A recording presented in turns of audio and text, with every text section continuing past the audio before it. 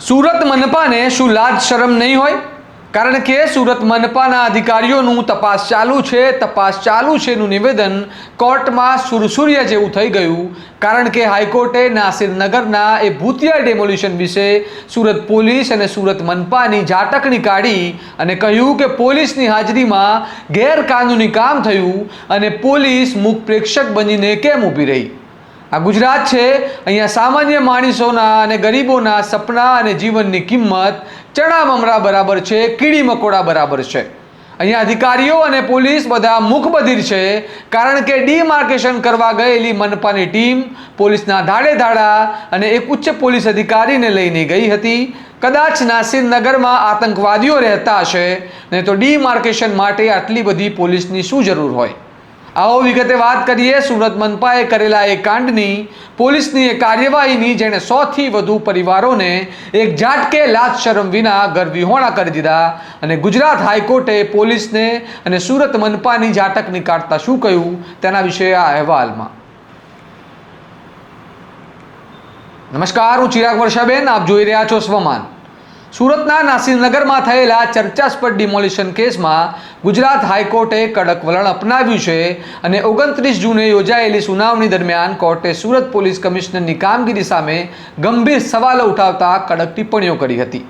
કોર્ટે સ્પષ્ટ જણાવ્યું કે જો પોલીસની હાજરીમાં કાયદા વિરુદ્ધ કોઈ કાર્યવાહી થઈ હોય તો તે અત્યંત ગંભીર બાબત ગણાય. આ સમગ્ર મામલે 26 અસરગ્રસ્ત અરજદારોએ ગુજરાત હાઈકોર્ટમાં અરજી દાખલ કરી છે અને અરજીમાં રાજ્ય સરકાર, સુરત મહાનગરપાલિકા, સુરત પોલીસ કમિશનર, સુરત એસઓજીના ડીસીપી, બિલ્ડર, મનપાના અધિકારીઓ, પોલીસ કર્મચારીઓ તેમજ ટોરેન્ટ પાવરને પક્ષકાર બનાવવામાં આવ્યા છે. આ સુનાવણી દરમિયાન સરકારી પક્ષે કોર્ટને જણાવ્યું હતું કે પોલીસને રજૂઆત મોડેથી મળી હતી અને હાલ સમગ્ર મામલે તપાસ ચાલી રહી છે.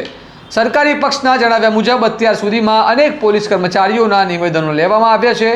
જોકે કોર્ટે આ દલીલોથી અસંતોષ વ્યક્ત કરતા સીધો સવાલ કર્યો કે જો સ્થળ પર પોલીસ અધિકારીઓ હાજર હતા તો કાયદા વિરુદ્ધ થતી કાર્યવાહી અંગે તેમને જાણ કેમ ન થઈ. કોર્ટે વધુમાં પૂછ્યું કે જો માત્ર ડીમાર્કેશનની કાર્યવાહી થવાની હતી તો પછી ડિમોલિશન કેવી રીતે શરૂ થયું? અને જો ડિમોલિશન થઈ રહ્યું હતું તો ત્યાં હાજર અધિકારીઓએ તેને રોકવાનો પ્રયાસ કેમ ન કર્યો? કોર્ટે એવી પણ ટિપ્પણી કરી કે પોલીસની હાજરીમાં જો કોઈ ગેરકાયદેસર પ્રવૃત્તિ થઈ હોય તો તે ગંભીર બાબત છે, આવું ન ચલાવી લેવાય. બીજી તરફ સુરત મહાનગરપાલિકાની આંતરિક તપાસમાં પણ મહત્વની વિગતો સામે આવી હતી જે ચોંકાવનારી હતી.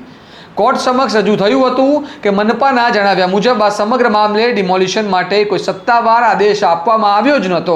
એટલે કે ડિમોલિશન કઈ પરિસ્થિતિમાં અને કોના આદેશથી થયું તે હવે તપાસનો વિષય બની ગયું છે. આ સુનાવણી દરમિયાન કોર્ટ સમક્ષ એ પણ રજૂઆત કરવામાં આવી કે સંબંધિત જમીનના મામલે ફક્ત ડીમાર્કેશનની માંગ કરવામાં આવી હતી. જોકે ત્યારબાદ ડિમોલિશનની કાર્યવાહી થઈ ગઈ હતી. આ સમગ્ર મામલામાં એક ખાનગી કંપની અને પ્રાઇવેટ આર્કિટેક્ટની ભૂમિકાને લઈને પણ સવાલ ઉઠ્યા છે. તેના પગલે કોર્ટે સંબંધિત પક્ષકારોને નોટિસ પાઠવી છે અને ખુલાસો માંગ્યો છે. આ દરમિયાન ટોરેન્ટ પાવરે પણ કોર્ટ સમક્ષ પોતાનો જવાબ રજૂ કર્યો હતો અને કંપનીએ જણાવ્યું કે તેમને વીજ પુરવઠો બંધ કરવા માટે જાણ કરવામાં આવી હતી અને સ્થળ પર પહોંચ્યા ત્યારે કેટલાક મકાનો તોડી પાડવામાં આવ્યા હતા. જો કે ડિમોલિશન કાયદેસર હતું કે નહીં તેની તપાસ કરવી તેમની જવાબદારી ન હોવાનું કંપનીએ કોર્ટને જણાવ્યું.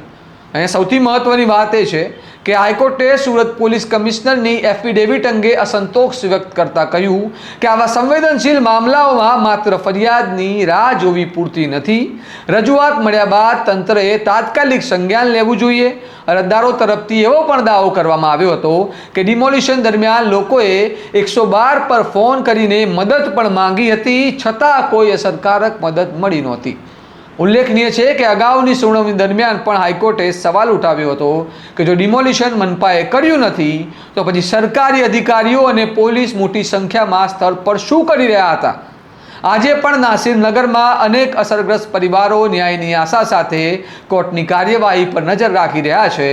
હવે ગુજરાત હાઈકોર્ટે તમામ પક્ષકારોને જવાબ રજૂ કરવા જણાવ્યું છે અને કેસની આગામી સુનાવણી 2 જુલાઈએ રાખવામાં આવ્યું છે. હવે જોવાનું રહેશે કે આગામી સુનાવણીમાં કયા નવા ખુલાસા થાય છે અને આ સમગ્ર પ્રકરણમાં જવાબદારો સામે કોઈ કાર્યવાહી થાય છે કે નહીં. તમારું આ મામલે શું કહેવું છે?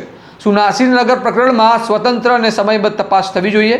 અમને કમેન્ટ કરીને જણાવો અને આવા જ વિશ્લેષણાત્મક અહેવાલો માટે તમારા સ્વમાનને લાઇક, શેર અને સબસ્ક્રાઇબ કરવાનું ભૂલતા નહીં. નમસ્કાર.